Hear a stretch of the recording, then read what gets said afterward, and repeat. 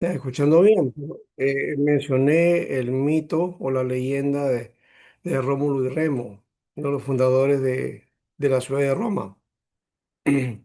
Y según el mito dicen que fue una loba que los amamantó, es decir, los crió, ¿no? Eh, el mito es ese, que fue una loba, un animal, ¿no?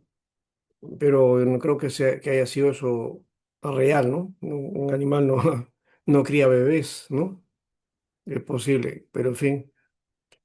Ese es el proceso. A eso me refería. Bueno, como referencia nada más, ¿no? O sea, no estamos hablando ahí de algo puntual, eso es simplemente como una cuestión complementaria, ¿no? Vamos entonces al libro del Génesis. Aquí mencionamos el libro que se conoce como Bereshit, ¿no? Bereshit. Es la primera palabra del libro y aquí está, ¿no? Bereshit es en el principio. Toda esta palabra Bereshit significa en el principio, ¿no? Después dice Bara, creó, y Elohim, Dios, ¿no? ¿No? En el principio creó Dios, ¿no? Así aparecen las primeras palabras de el Bereshit.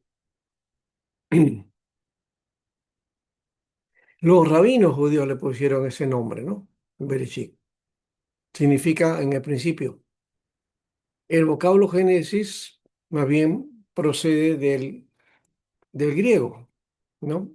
Que significa origen, principio. O sea, tiene la misma categoría, pero de hecho que no es la verdadera palabra o el verdadero título que debe tener este libro, ¿no? Así que a partir de la Septuaginta, este libro toma ese nombre, ¿no? El nombre de Génesis, ¿ya?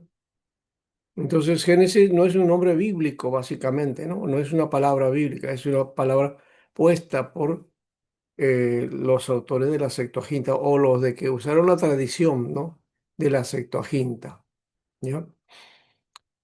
Así que si alguien pone a su hija Génesis, no creo que está siendo más bíblico, porque dice, "Ah, no, es una palabra de la Biblia". No, Génesis no es una palabra de la Biblia, es una palabra que corresponde a una versión, ¿no? De la Biblia hecha en griego, ¿no? Que de paso, Génesis no es la palabra que aparece en el libro de Génesis. La palabra que aparece, la palabra inicial, es la palabra enarquí, que significa en el principio. Enarquí, ¿ya? Muy bien. El libro de Génesis no es un texto entonces que narre la historia de la humanidad. Aquí hay un desfase si es que se pone de esa manera, ¿no? No describe la historia de la humanidad. Es un relato acerca de los inicios de la humanidad, sí, pero no es la historia de la humanidad, no es su deseo hacer historia. Aquí no hay tampoco etapas geológicas o etapas de creación o etapas geológicas digamos datos científicos. Eso no es el sentido de este texto. Los que se atreven a hacer eso están mal utilizando la Biblia, ¿ya? Así que eso de enfrentar la creación con la ciencia, ¿no? Y porque la creación también tiene su ciencia o su forma de plantearlo frente a la ciencia. Otros dicen, no, meten a la ciencia y establecen las etapas ahí. Y no, eso es hacer anacronismos del texto, porque el texto no se mete en eso. La Biblia no es un libro de ciencia. La Biblia no es un libro, digamos, de, de exactitudes, digamos, de exactitudes físicas o geológicas. No pretende hacer uso de eso, ¿no? Le hemos dado ese sentido, pero no es exactamente eso, ¿no? Su interés es más bien descubrir los acontecimientos que tienen que ver con la forma directa, o sea, estos acontecimientos tienen que ver con la forma directa del plan de Dios en su obra redentora. Ese es el propósito, ¿no? Se ha escrito para eso, no tiene otro sentido, ¿no? Y por eso comienza considerando a toda la humanidad en los primeros capítulos y termina con la descripción de la familia hebrea en los pasajes finales. Y desde esa perspectiva resalta a los patriarcas, que es la línea que va a seguir y va a continuar hasta la venida de nuestro Señor Jesucristo. Nos habla del origen de la creación en Dios. No es el origen de la creación literal, no es la idea, no está planteando que literalmente fue así.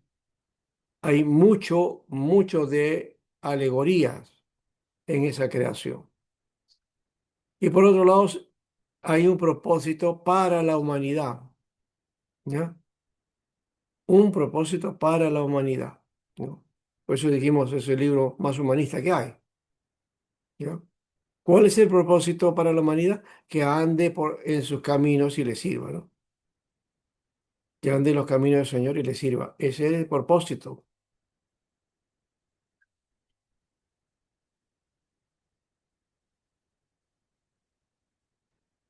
Entonces, el libro de Bereshit es el libro de los orígenes. El libro de los orígenes, básicamente es eso, ¿no? En el principio, en el origen de todas las cosas, el libro de los orígenes, ¿no? Es el libro de el origen de toda la humanidad, representado en una pareja, ¿no? También, por otro lado, es el origen de Israel, ¿no? Porque Dios no agarra y escoge, a ver, dentro de todos los pueblos, a ver qué pueblo me gusta más. Ah, este pueblo, ahora vengan ustedes acá, los voy a hacer mi pueblo. No, Dios mismo formó un pueblo a partir de Abraham y su descendencia. Y de ahí aparecen las 12 tribus. Y con esas 12 tribus hace y sostiene un pueblo, ¿no? Hace un pueblo. Bien. Los orígenes de la humanidad y de Israel son vistos como dos etapas de un único proyecto salvador de Dios, ¿no? Los orígenes de la humanidad están en los 11 primeros capítulos y los orígenes de Israel están vistos desde el capítulo 12 hasta el capítulo 50, ¿ya? Ahora, ¿de qué trata el Génesis? Trata de asuntos que trascienden el campo de la ciencia. Su tema es el que el hombre llegue a tener conciencia de tres aspectos, ¿ya?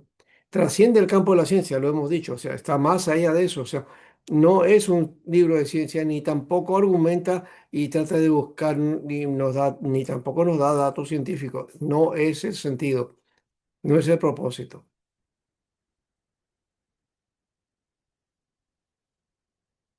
Tres aspectos que el hombre debía de llegar para tener conciencia. Conciencia de su existencia como ser total, pensante ante la presencia de Dios. El hombre, ¿no? Con existencia es un ser total y es un ser pensante. Contrario a esa práctica que había en algunas iglesias, donde algún hermano cuestionaba, pensaba o decía alguna cosa, alguna pregunta de conflictos, ¿y qué hacía el ministro? Le decía al hermano, hermano, ten cuidado, te falta fe, ¿ah? No pienses, acá simplemente cree, no tienes que razonar, porque el Evangelio no se razona. Dice. Pero nosotros estamos diciendo todo lo contrario, que Dios lo que ha querido más bien hacer es que el hombre tenga conciencia de su existencia como un ser total, pensante ante la presencia de Dios. O sea, que responda también, que pueda buscar el sentido de las cosas y que use su razón también. Usar la razón no es pecado, no es carnal, como algunos plantean, que la mente es carnal.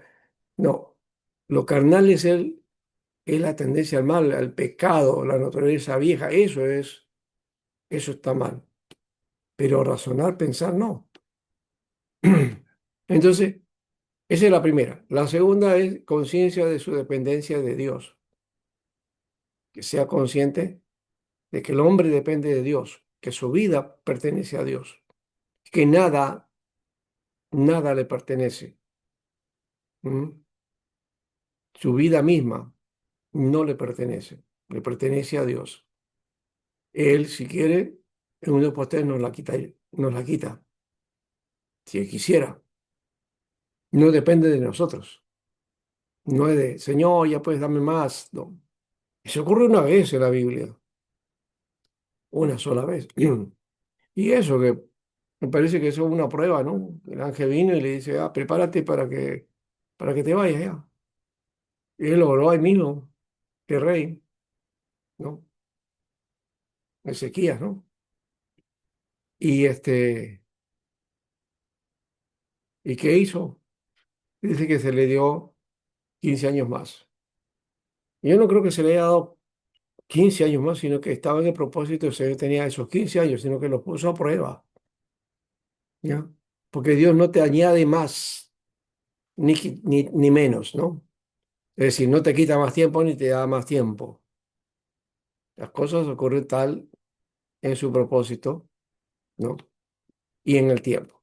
Bueno, es un libro de principios religiosos, escrito por mucho antes de las modernas investigaciones científicas. Usa lenguaje y expresión común de la época, ¿no? Por lo menos la época de Moisés, bueno, la época antigua, vamos a ponerlo en todo, hasta desde la época de Josías también, ¿no? Su narración del principio de progreso en la creación concuerda con los estudios de la ciencia moderna, ¿no? De lo inferior a lo superior, ¿no? Eso es en cuanto a la narrativa, ¿no? Porque empieza por lo más pequeño hasta lo más complejo. Se anticipa miles de años a las teorías modernas. La verdadera ciencia no tiene conflictos con las verdades bíblicas. Pero como hemos dicho también, y lo voy a recalcar, ¿no? Este, queremos ver teorías modernas acá en la Biblia y no hay eso, no es el propósito de la Biblia. La Biblia no tiene por qué afirmar ciertos conceptos de la ciencia, porque la ciencia es cambiante. Hoy lo que vale, lo que tiene valor hoy día, ¿no? En las hipótesis y propuestas que tiene la ciencia. Esto de aquí a 10 o 20 años, de repente ya no va a ser lo mismo, porque ha cambiado, ¿no? Entonces teníamos que adaptarnos nuevamente a la ciencia y sacar los textos y dar ese valor. Y, y no tiene ese sentido la Biblia, ¿no? No está buscando la Biblia afirmarse con la ciencia, no tiene nada que ver, ¿no? La tradición hebrea y cristiana dice que el autor es Moisés y que usó documentos antiguos existentes en sus días, que escribió bajo la dirección del Espíritu Santo. Bueno, de todas maneras, el autor tiene que haber escrito bajo la dirección del Espíritu Santo. La época en que se escribió está entre 1400 y 1240. Bueno, ese es lo que literalmente la tradición lo pone, ¿no? ¿No? En un hebreo arcaico y el lugar posiblemente su composición fue el desierto, ya que Moisés recibió revelación cuando estaba en el monte Sinaí, ¿no? Génesis, por otro lado, es el primero de los 5 libros de Moisés llamado Pentateuco. Y los primeros 11 capítulos trata de la raza humana, o sea, del origen de los seres humanos. Básicamente no me gusta la palabra raza, ya lo voy a quitar, creo eso. Eh, porque no hay razas en el ser humano, ¿no? La humanidad no está dividida en razas. Los animales sí tienen raza, pero el ser humano no. Porque todos tenemos las mismas condiciones, los mismos ingredientes, las mismas proteínas y sustancias, cada uno en el lugar que corresponde, en el tamaño que tiene y el color de la piel que tenga. La piel no nos diferencia entre uno y otro. Todos tienen la misma biología, digamos, ¿no? O los elementos biológicos están ahí presentes, tanto en el hombre como en la mujer, ¿no? Entonces, no hay razas, hay culturas más bien. Hay culturas humanas, ¿no? O seres humanos que nos desarrollamos en cultura, que nos expresamos en cultura, que hacemos sociedad, ¿no? Entonces, ese concepto de raza humana ya pasó a la historia, en realidad, ya no se utiliza, ¿no? Bueno, de todas maneras, entonces, es el origen de la humanidad, ¿no? Desde el Edén hasta Ur y en los 39 capítulos restantes, desde Canaán hasta Egipto. Es el primer libro, entonces, eh, y la base para toda revelación sobre Dios y su plan redentor, ¿no? Entonces, esto está descrito desde el Génesis, ¿no? Muy bien. Por otro lado, es una narración porque este libro es un libro de narraciones, utiliza el método narrativo para expresarse, ¿no? El método narrativo. El Génesis narra cómo fue creado el universo y el hombre, ¿no? Ahora, eso de que cómo fue creado, nos prefigura cómo fue creado el universo y el hombre, ¿no? No da detalles específicos, ni tampoco dice el tiempo, ¿no? Y más bien es una presentación alegórica de este hecho de la creación.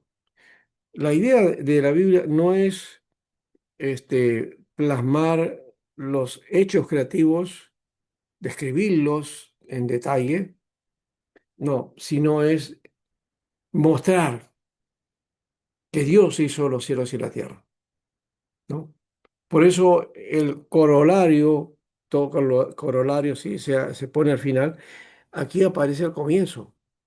En el principio creó Dios los cielos y la tierra. En base a eso corre lo demás, ¿no?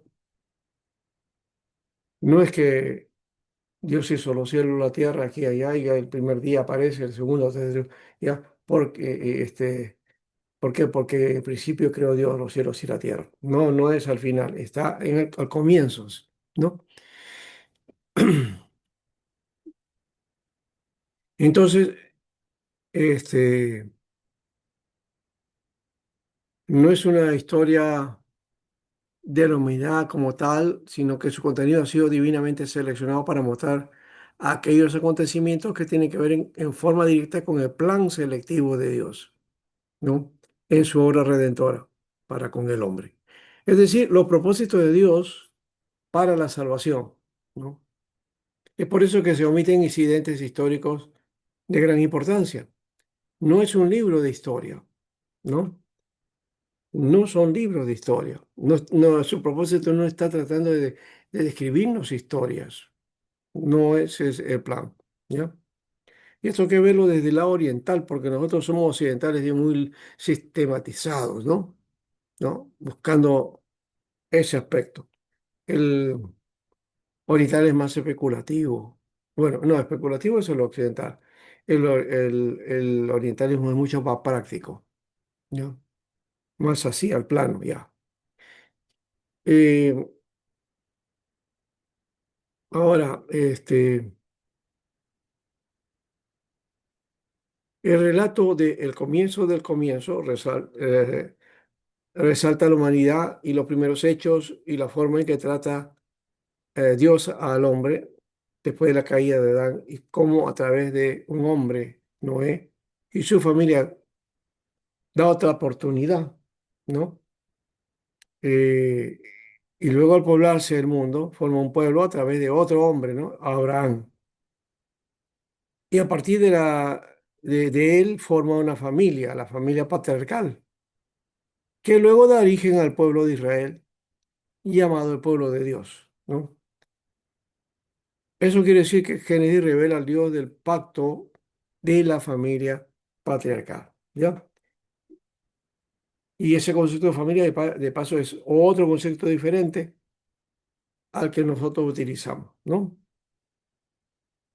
Las familias patriarcales era el jefe, el clan, el patriarca, ¿no? Y ahí vivía su esposa, su concubina, sus hijos, sus sobrinos, sus hermanos, papá, la mamá, toda una familia, ¿no? Ese era el concepto de familia. No era el concepto de ahora, el hombre y la mujer y los hijos, ¿no? A partir de eso empieza el concepto de familia o el uso de familia entre nosotros, ¿no?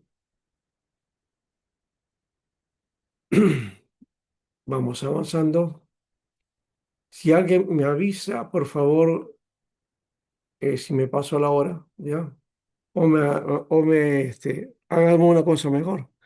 Me avisa 5 minutos antes, ¿ya? 5 minutos antes de las 10. A ver, de todas maneras voy a buscar aquí porque no aparece el reloj. Y aquí está. Me faltan 10 minutos, faltan. Bien. El libro de Bereshit. ¿Qué cosa encontramos en la tabla de Adán, ¿no? Y como protagonista principal a Adán, ¿no? Eso es en Génesis capítulo 1 al 11. Esta es la primera parte. La segunda es orígenes de la humanidad, ¿no? Y el tema de la creación y la caída, ¿no? Desde ahí tenemos entonces este aspecto de los 11 primeros capítulos. Es de la tabla de Adán. Ahora, la tabla de Abraham, que aparece a partir de Génesis 12, pone al protagonista, a Abraham. Ahí está, Génesis de capítulo 12 al 50. Esa es la forma en que se divide el estudio de Génesis, ¿no? Los 11 primeros capítulos y luego del 12 hasta el 50, ¿no? Aquí también se muestran los orígenes de Israel y el tema es la promesa y la alianza, ¿no? Entonces, esta segunda parte complementa lo anterior, ¿no? Y le da sentido, le da fortaleza, le da sustancia. Los capítulos 1 al 11 registran los primeros años de la historia del hombre, desde la creación hasta la Torre de Babel. Los capítulos 12 al 50 cubren unos 300 años y se centran en las vidas de cuatro hombres, ¿no? Abraham, Isaac, Jacob y José, ¿ya? Y de esa perspectiva, Génesis cubre más tiempo que los otros 65 libros de la Biblia combinados, porque fue toda una etapa de Abraham hasta José. Aquí ya hay como dos generaciones, como mínimo, ¿no? Génesis se escribió para beneficio de los israelitas, pero los mensajes aquí contenidos van más allá del tiempo. Se revelan las promesas que Dios hizo a los patriarcas y se pone en fundamento para la revelación del amor de Dios y de la redención de la humanidad a través de Jesucristo. ¿Mm? Por otro lado, Dios usa su palabra para llevar a cabo toda su creación. Esta creación es perfecta, ¿no? Hasta que el hombre peca por escuchar a Satanás en vez de confiar en Dios y obedecer su plan. Así que el pecado de Adán y Eva da como resultado la muerte espiritual y también hace que el mundo se llene de odio, violencia y desobediencia, ¿no? Lo social también tiene mucho que ver ahí, ¿no? Y esa parte, pues, no se propone siempre, ¿no? El pecado prevalece hasta que Dios usa un diluvio para destruir la humanidad, excepto a Noé y su familia, ¿no? Que eso es realmente para repoblar la tierra. Esta pareja con sus hijos fueron los únicos sobrevivientes que llegan entonces a poner al pueblo de Dios en un lugar adecuado. El pecado inunda la tierra, la gente construye la inmensa torre de Babel como un desafío a Dios. Sin embargo, Dios nunca deja de amar al hombre y los últimos 39 capítulos de Génesis revela cómo a través de la familia de Abraham, Dios dirige la historia para establecer las etapas iniciales del plan para nuestra salvación y comunión con Él. El libro termina con el pueblo elegido de Dios en Egipto. Así termina el libro. Y aparte que termina con una palabra, ¿no? Y murió, pues, ¿no? Empieza con vida y bueno, aparece eso. Aquí tenemos la división. La división, pues es una generalidad, vamos a mirar eso. Y luego ya la próxima semana hacemos Éxodo y todo el resto de libros que quedan.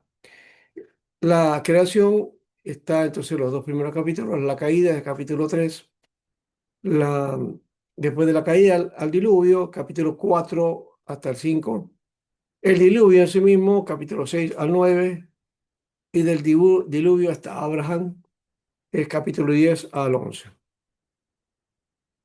Pero también está la historia de los patriarcas, ¿no? Hebreos, del capítulo 12 al 50. Eso ya implica toda la Biblia. La vida de Abraham, capítulo 12 a 25, la vida de Isaac, capítulo 25, 28, la vida de Jacob, capítulo 28 al 36, y la vida de José, capítulo 37 al 50. Bueno, ahí está entonces dividido el libro en dos partes, ¿no? Son 11 primeros capítulos y el resto de los libros, no, hasta el final. Aquí hay un contenido temático, ¿no? La creación, la tierra habitada, capítulo 1.1 al 2.3. La sociedad humana o la raza humana, capítulo 2.4 y al 25. El pecado del hombre también, capítulo 3, versículo 1 al 7. La revelación redentora, capítulo 3, 8 al 24. Y en fin, la familia humana, la civilización impía, las naciones, las lenguas, el pueblo hebreo, todo eso está calificado de acuerdo al texto de Génesis. Génesis es un libro de principios religiosos cuyos 11 primeros capítulos forman una admirable introducción a las escrituras, la doctrina de la creación, la caída del hombre, elección y providencia aparecen en forma clara y sencilla, ¿no? Bueno, así más o menos está este aspecto, ¿no? Y el énfasis que le estamos dando también, ¿no? Es un plan redentor para todo hombre mediante el pacto con la familia patriarcal, ¿no? En Génesis, entonces, encontramos genealogías, forma parte literaria propia de la tradición sacerdotal, ¿no? La forma de escribir, entonces, se asemeja a la tradición sacerdotal. Por otro lado, el Pentateuco es un recurso literario ficticio para explicar una situación de bendición o maldición, remontándose a los antepasados. Bueno, es una práctica que no es del cristiano, ¿no? Lo- También entonces está las bendiciones del pasado. Los cananeos, pueblos malditos por ser todos descendientes de Cam, hijo de Noé. No, ellos han mantenido su línea. La forma literaria propia de la tradición sacerdotal también es una de las que más cercana está. Es un recurso literario ficticio para explicar una situación de bendición o maldición, ¿no? Muy bien.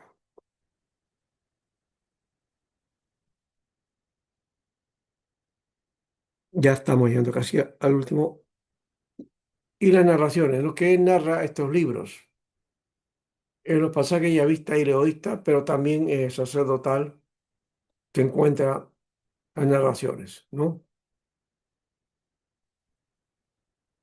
La narración de la ficción se caracteriza por la presencia de un narrador. Siempre hay un narrador en esta, alguien que está en off, ¿no? Digamos así. Formas literarias narrativas, saga, narración mítica o leyenda, ¿no? Bien, ahí creo que nos quedamos. El libro de la generación de familia la vamos a dejar para la próxima semana. Entonces ahí vamos a encontrar muchas familias, ¿ya? Esos son los toledos, ¿ya? Busquen un trabajo de este tipo, vayan a internet para, digamos, de alguna manera tener una idea mucho más concreta de esto, ¿no? Pongan ahí el libro de las generaciones o familia, ¿ya? Y buscan entonces algo sobre Pentateuco y su origen. Muy bien. ¿Alguna pregunta hasta aquí?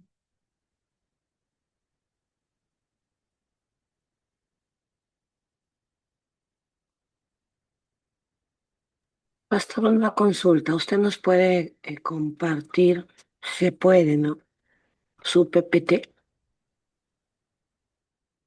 Claro que sí. el anterior, por ejemplo, ¿sí? ¿Ya? Ok, gracias. Este de aquí tiene todo, por si acaso.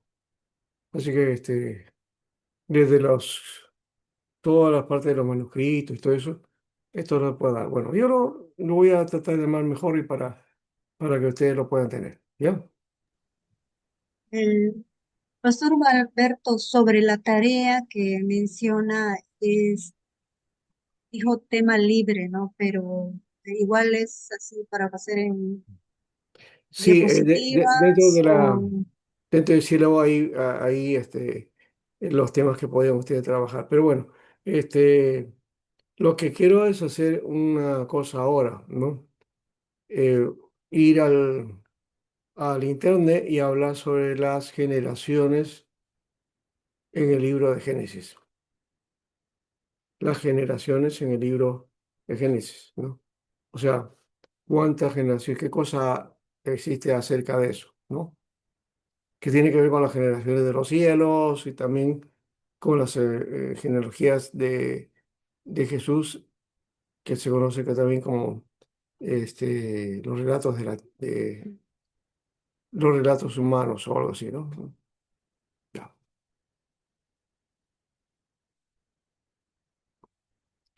Entonces, pueden ir al internet y buscar esa perspectiva. Acá tengo libro de las generaciones o familias, ya.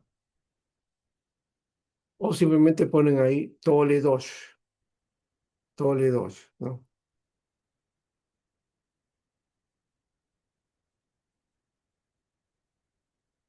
Ya 10 generaciones de paso, ¿no? Están las generaciones de los cielos y la simiente de la tierra, las generaciones de Adán, las de Noé, la de los hijos de Noé, la de Sem, la de Tari, la de Ismael, la de Isaac, la, eh, las generaciones de Saúl y las generaciones de Jacob, ¿no? Entonces, cuando estamos hablando de estas generaciones, son la familia, los descendientes de cada uno de ellos, ¿no? Entonces, la Biblia sí te va marcando desde esa perspectiva, ¿ya? Está en todo el Génesis. Bien, bien, eso lo vamos a ver entonces para la próxima semana. Espero que podamos tenerlo listo. Ustedes cada uno haga su trabajo y me pasa, ¿no? Ya los demás, ya me enviaron su trabajo, algunos todavía no, no sé. Estoy pensando en cerrarlo ya. Ya debería estar cerrado, en realidad. Bueno, Roger Luna. ¿Roger Luna vino o no? Ya. Max faltó. Wilson Chapa, ¿estás? Tampoco está. ¿Quién más por aquí? Blanca Agui.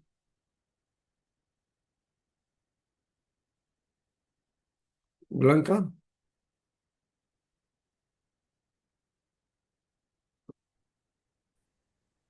yo la vi a Blanca. Pastor, es que en el otro no tengo audio, por eso me he pasado al otro equipo. Sí, pastor, presente. Ya. Tú has estado en todas las clases, ¿no?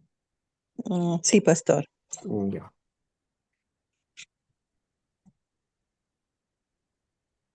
Y Alexander Romero no va, ¿no? No está. Bueno, eso es lo único que nos faltaba y ya tenemos listo todo lo demás. Muy bien, hermanos. Ahora sí, creo que vamos a dejar este tiempo hasta la próxima semana, ¿ya? Y busquemos esas generaciones. Entonces, si han anotado ustedes esto de aquí, podían tenerlo como para buscarlo, ¿no? Bueno, nada más que eso, que Dios los bendiga y que la próxima semana también nos veamos aquí. Hoy, este tiempo, hemos sido un grupo de más o menos, a ver, creo que éramos 17, ¿no? Pastor Alberto, esta tarea Sí, la enviamos durante la semana. sí, claro que Ah, sí, ok. sí. Y lo hablamos también en el momento de la clase, así que por favor traten de cumplir para así hacer comentarios acerca de del documento que ustedes desarrollen, ¿no? Muy bien, hermano, gracias por todo, bendiciones, ¿ya? Y cerramos el espacio. Lo que quiero es tratar de verme, acá no me veo. Acá está.